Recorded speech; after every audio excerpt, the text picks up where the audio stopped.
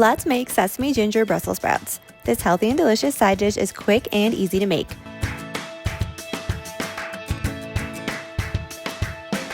Start by trimming 12 ounces of washed Brussels sprouts. Trim off the stems and then cut them into halves or quarters depending on the size. I have big Brussels sprouts for my farm box this week, so I'm quartering these. Once the Brussels sprouts are trimmed and cut, add 2 tablespoons of extra virgin olive oil or coconut oil to a large skillet and put over medium heat. Add the Brussels sprouts to the skillet, then add in 4 minced garlic cloves, 2 tablespoons of coconut aminos, and 1/4 teaspoon of ginger. Sauté for about 7 minutes or until the Brussels sprouts are lightly brown to your liking.